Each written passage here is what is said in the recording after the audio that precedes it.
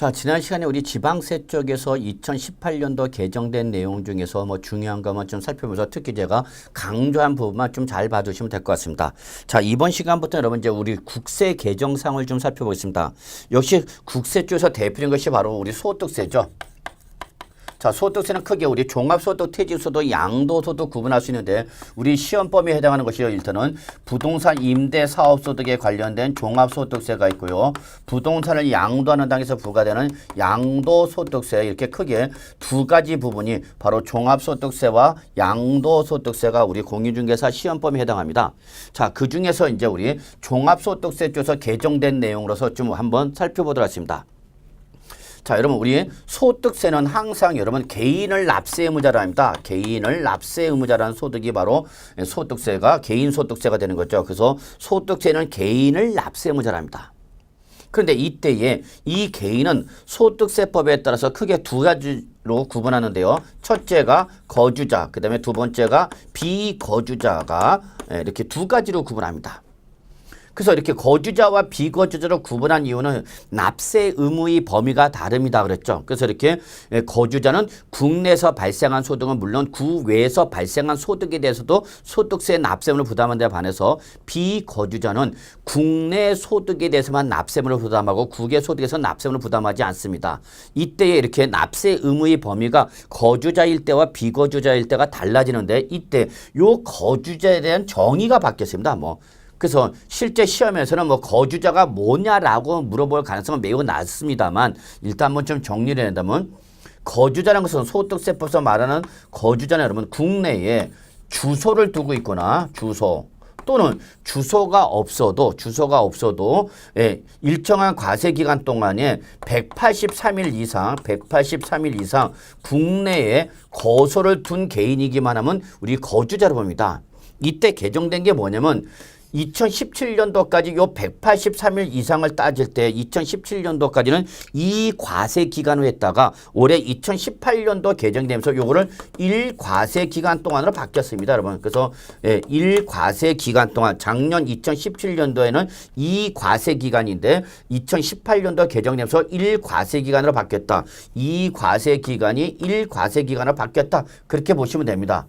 다만 중요한 것은 여기서 소득세 과세 기간은 매년 1월 1일부터 12월 31일 1년을 말한다는 걸 잊지 마시고요. 그래서 결론은 2018년도부터는 거주자 여부를 판단할 때에 국내에 뭐를 두고 있거나 주소를 두고 있거나 또는 1월 1일부터 12월 30일은 1과세 기간 동안에 183일 이상의 거수를 두고 있는 개인을 우리 소득세법에서 뭐로 본다 여러분? 거주자로 본다는 걸 꼭 좀 기억해 두시기 바라겠습니다.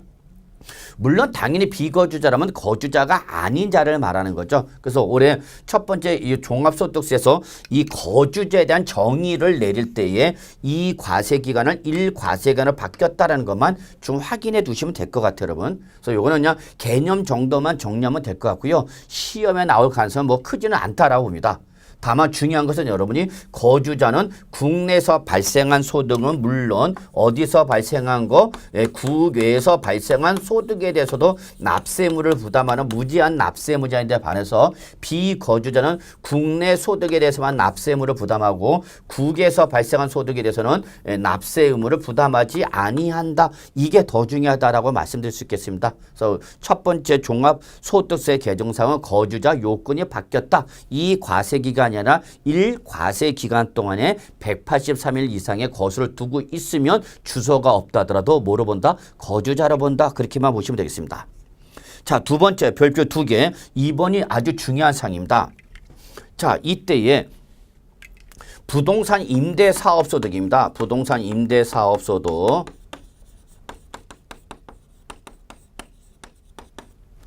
이때 이 부동산 임대사업소득은 첫째 부동산이나 또는 부동산에 관한 권리를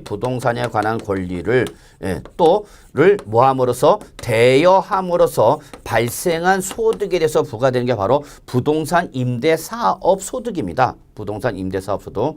물론 요거 이외에도 우리가 공장 재단이나 광업 재단을 대여함으로써 발생한 소득이라든지 또는 과공권자, 조각권자 또는 떡대가 바로 채굴에 관한 권리를 대여함으로 인해서 발생한 소득에 대해서도 여러분 우리 부동산 임대 사업 소득세가 됩니다.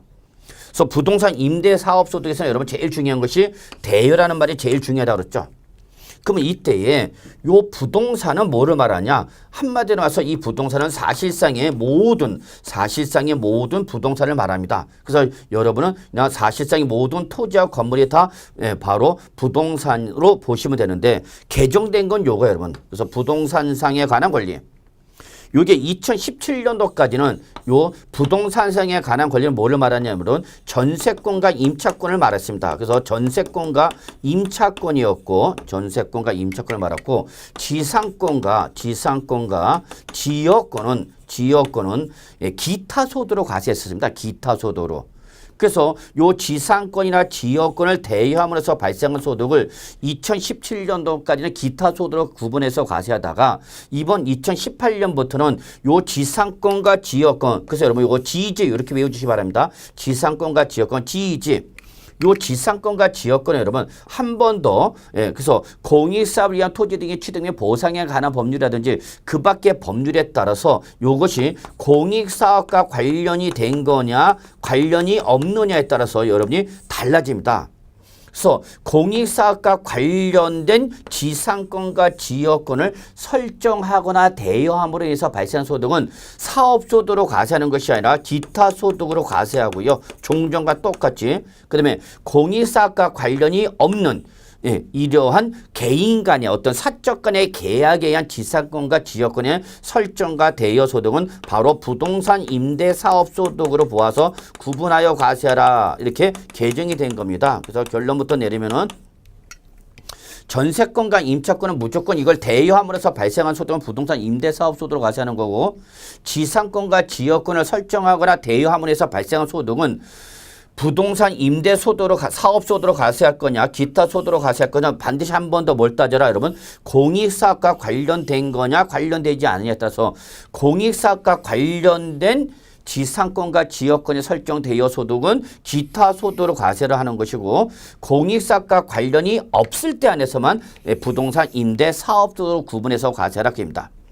여러분 시험에서 만약에 순간적으로 공익사업과 관련된 것이 사업소득인지 기타소득인지 헷갈릴 때 여러분 공익사업과 관련된 공짜에다가 기타소득할 때 기자를 묶으면 여러분 공기가 되죠. 그래서 이렇게 공익사업과 관련된 지상권과 지역권은 뭘로 간다 그러면 기타 소득을 한다. 그래서 어떻게 외우시라고요? 공기 이렇게 외우는 것도 하나의 요령이 되겠습니다. 여러분. 그래서 결론 내면 공익사업과 관련된 지상권과 지역권은 어디로 가는 거고 기타 소득으로 가는 것이고 공익사업과 관련이 없는 지상권과 지역권일 때는 어디로 간다 그러면 부동산 임대 사업 소득으로 구분해서 과세라 하는 것이 바로 이번 2018년도 개정사항이 되겠습니다.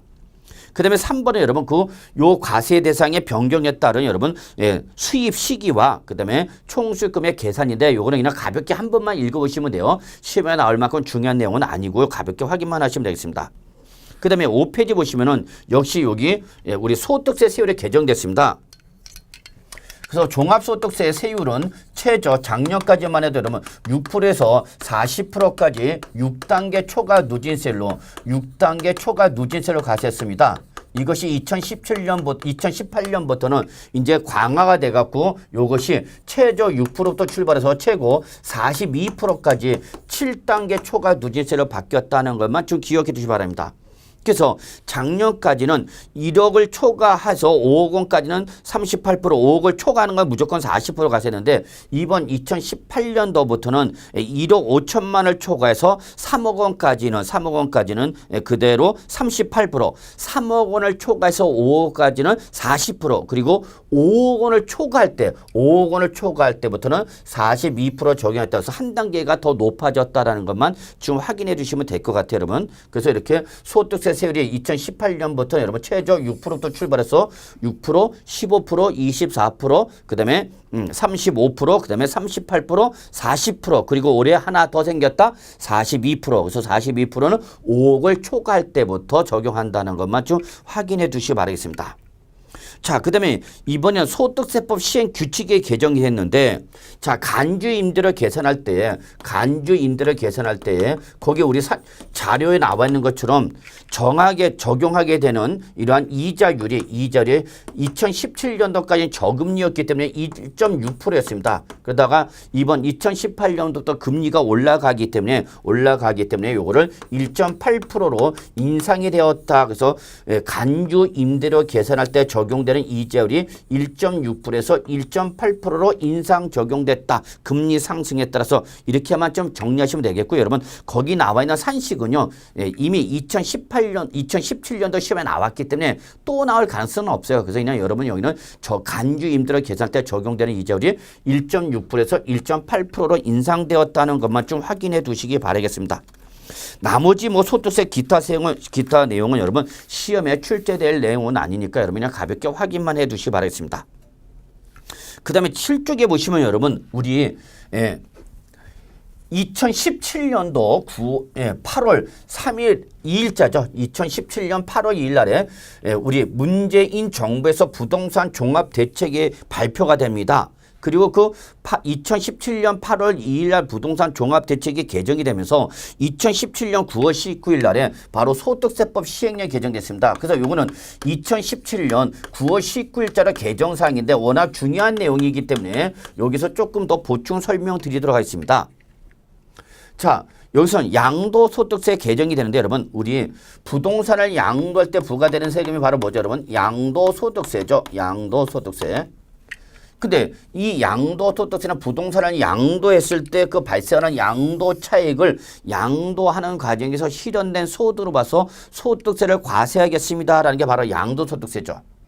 그런데 그 양도한 물건이 뭐면 주택이면 이때는 소득세법에서 정하고 있는 일정한 요건을 충족하면 소득세를 과세를 하겠다 안 하겠다 이게 바로 뭐죠 여러분? 비과세 규정이죠 바로. 그래서 이 주택을 양도했을 때 소득세법에서 정하고 있는 일정한 요건을 충족하면 양도소득세를 과세하겠다 안 하겠다는 입니다. 이때에 이 비과세 요건이 크게 세 가지였습니다.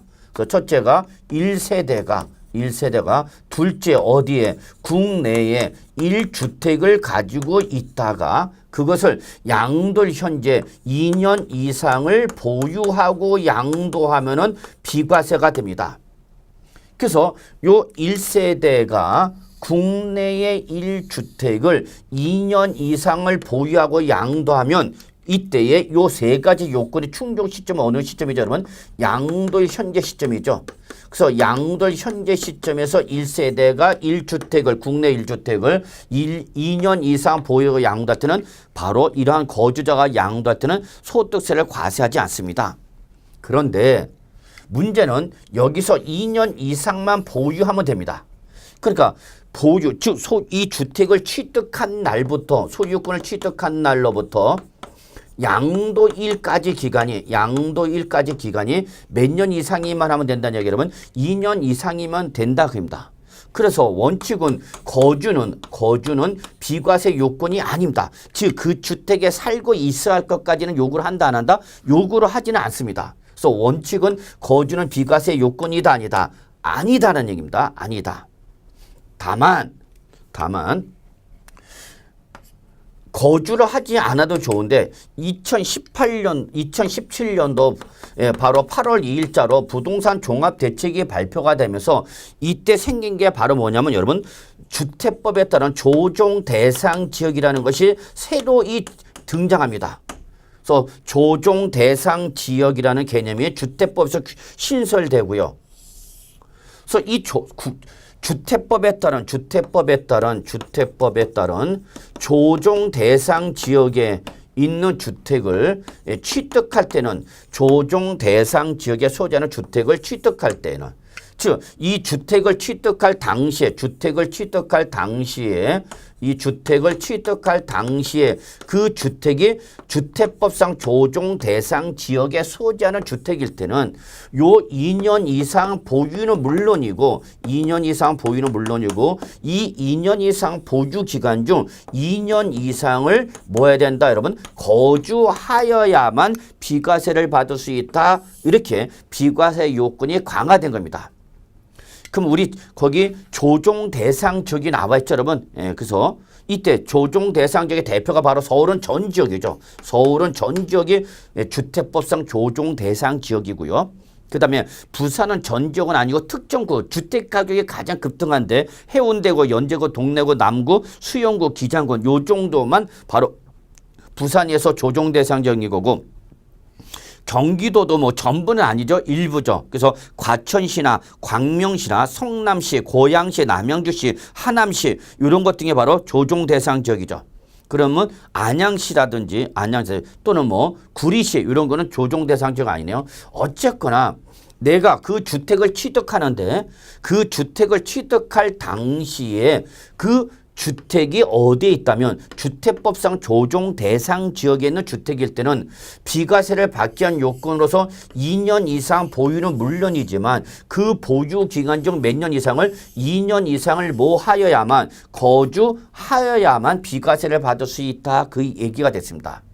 그래서 요 비과세 요건이 강화됐다. 어디 있는 거일 때만 조정 대상 지역에 소지하는 주택일 때 그래서 여러분 거기 한번 우리 1세대 1주택 비과세 요건 한번 좀 살펴보면 다시 거기 원칙 양도를 현재 국내에 1주택을 1세대가 1주택을 몇 년 이상 보여야 된다 여러분 2년 이상 보유하면 된다. 그러나 예외적으로 이 주택을 취득할 당시입니다 여러분 양도 당시가 아니라 취득할 당시에 이미 주택법상 조정 대상자로 지정되어 있는 주택일 때는 이때는 보유 기간이 2년 이상은 물론이지만 이 보유 기간 중에 최소 몇 년 이상을 2년 이상을 뭐 해야만 거주하여야만 뭘 받을 수 있다? 비과세를 받을 수 있다. 그 얘기가 됐습니다.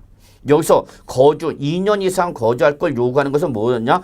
누구한테만 해주겠다 여러분? 실수요자한테만 해주겠다 그입니다. 실제 그 주택이 필요해서 살고 있던 사람이 한해서만 비과세를 해주겠다는 걸 잊지 마시기 바라겠습니다.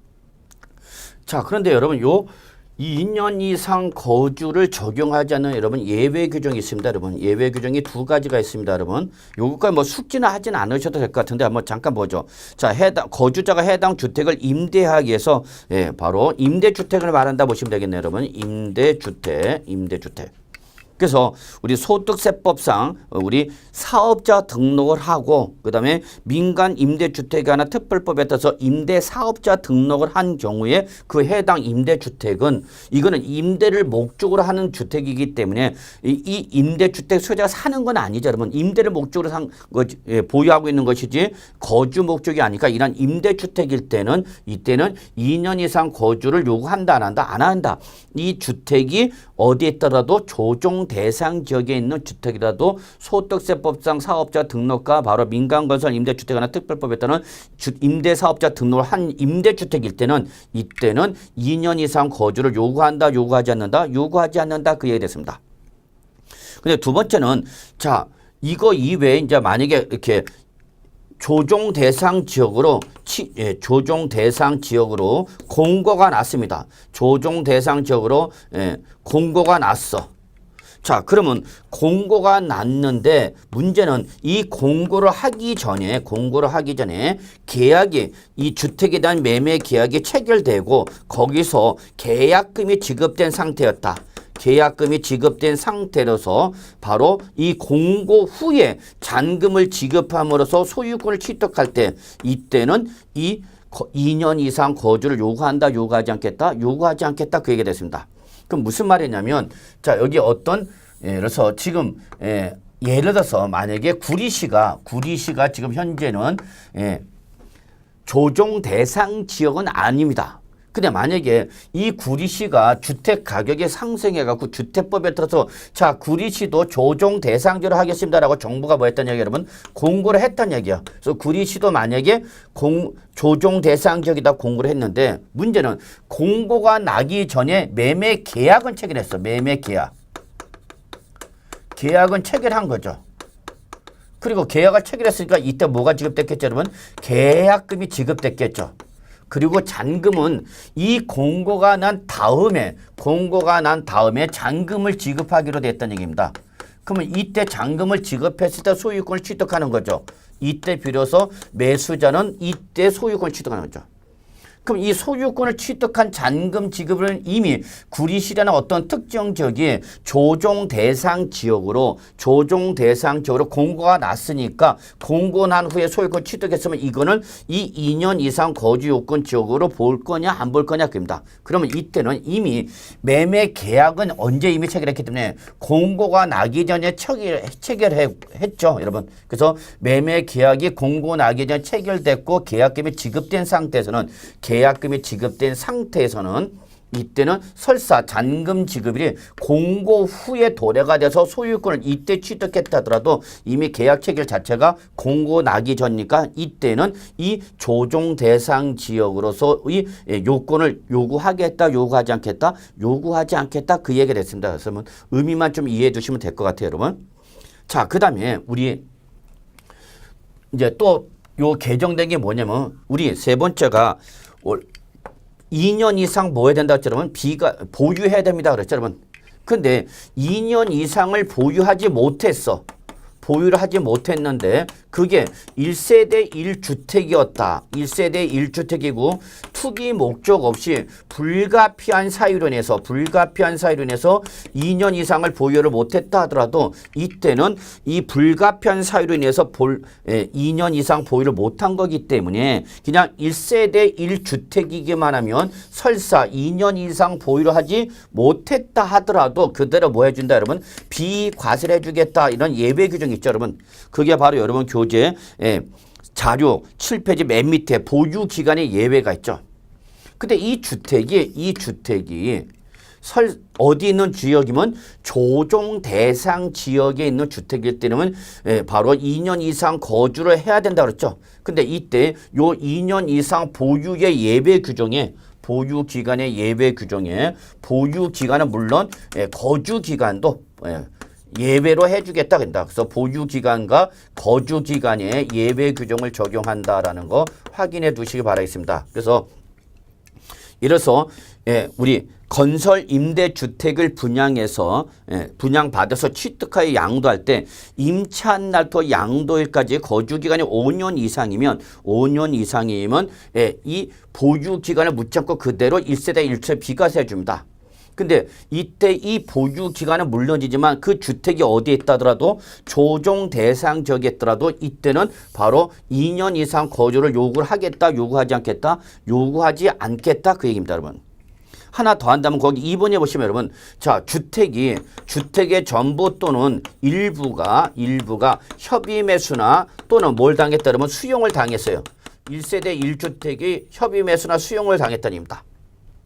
그러면 이때에 이 수용당한 주택이 1세대 1주택으로서 2년 이상을 수용을 당함으로써 보유를 못했다는 얘기입니다. 또 이 주택이 어디에 있다 여러분? 조정 대상 지역에 있다. 그러면 그래도 2년 이상 거주할 걸 요구하겠다, 요구하지 않겠다, 요구하지 않겠다 그럽니다. 그래서 작년까지는 보유 기간의 예외였지만은 여기다가 그 주택이 조정 대상 지역에 있는 주택일 때는 2년 이상 거주도 역시 묻지 않겠다. 그래서 요 거주 기간이 추가됐다라는 것만 여러분 확인해 주시면 될 것 같아요, 여러분. 그래서 요거는 사실상 우리 2년 이상 보유 예외일 때에 보유 기간은 물론 모두 묻지 않겠다. 그게 어디 있다더라도 조정 대상 지역에 있는 경우라도 2년 이상 거주를 요구하겠다, 요구하지 않겠다, 요구하지 않겠다라는 게 바로 여러분 2017년 9월 19일 날에 개정된 내용입니다, 여러분. 그래서 이거는 매우 중요한 규정이기 때문에 2018년도부터 우리 시험 범위에 들어왔지만 꼭 좀 여러분이 좀 기억해 두실 필요가 있는 규정이기 때문에 다시 한번 좀 설명드렸습니다. 그 다음에 우리 마지막으로 거기 8페이지 보시면 여러분 보유 기간의 계산. 자, 2년 이상 보유해야 한다. 2년 이상 보유해야 된다. 이때 2년 이상 보유할 때 이 보유가는 원칙 그 소유권을 뭐 한 날부터 여러분 취득한 날부터 언제까지를 말하는 거죠, 여러분? 양도일까지 기간이 2년 이상 나와야 된다는 얘기입니다. 2년 이상. 자, 그런데 만약에 이때 이게 상속받은 주택일 때의 보유기간은 어떻게 따지냐? 상속받은 주택일 때는 어떻게 따질 거냐? 이때는 바로 원래 상속받은 주택을 양도하면 여러분 상속 개시에 취득한 걸로 보지만 이 상속을 받은 상속인이 피상속인과 동일 세대원이다 그입니다. 그래서 상속 개시 당시 동일 세대원이 상속을 받았을 때는 이때는 상속 개시로부터 보유 기간을 따지는 것이 아니라 상속이 개시되기 전 동일 세대원으로서의 보유하고 거주한 기간을 따지겠다, 합산하겠다 그 얘기가 되겠습니다, 여러분. 그래서 요 보유 기간은 물론 거주 기간을 따질 때에도 요 상속 개시 당시 동일 세대원으로서 이 보유 기간을 그리고 거주 기간을 계산하겠다는 의미로 좀 봐두시 바라겠습니다. 그래서 요걸 조금 보충 설명을 드린다면 원칙은 피상속인이 당초 취득을 했고 여러분 피상속인이 당초 취득을 하고 이날이 상속 개시일입니다. 상속 개시일 그리고 갑으로부터 을이 상속을 받았다 그 얘기 여러분. 그래서 을이 1년을 보유하다가 양도했다 그 얘기입니다. 1년을 보유하다가 양도했다. 그럼 이때에 요 양도 시점에 대응되는 취득 신호는 바로 요 상속 개시일에 을이 취득한 걸로 봐라. 이 날입니다. 그러면 결국은 을의 보유가는 얼마 되는 거 그러면 1년이 되는 거죠. 그런데 이때 이 갑과 을이 누구였다면 동일 세대원이었다 그입니다. 동일 세대원. 그러면 동일 세대원으로서 같이 있었던 기간을 다 합산해서 따지랍니다. 예를 들어서 만약에 갑과 을이 부부였다 합시다. 부부는 무조건 뭐가 되는 거죠? 동일 세대원이 되는 거죠. 그래서 동일 세대원이 되기 때문에 이때는 상속 개시일로부터 보유관을 따지는 것이 아니라 그 동일 세대원으로서 취득한 날부터 따져라. 그럼 부부였을 때는 피상속인 취득한 이날부터 보유권을 따져라 그 얘기입니다. 그럼 예를 들어서 피상속인이 2년을 보유했다. 피상속인이 2년 보유하다 돌아가셨다. 그래서 상속인이 1년을 보유하고 있다가 양도했다. 그럼 원칙은 보유관이 상속 개시일부터 취득해서 보유관이 얼마가 되는 건데 1년이 되는 거지만 이 갑과 을이 동일 세대원으로서 이때부터 같이 살고 있었다면 이때부터 보유기간과 거주기간을 따져라. 그래서 보유기간과 거주기간을 몇 년으로 보라는 얘기 여러분 3년으로 보라라는 의미로서 여러분 개정됐다라는 걸 좀 봐두시기 바랍니다.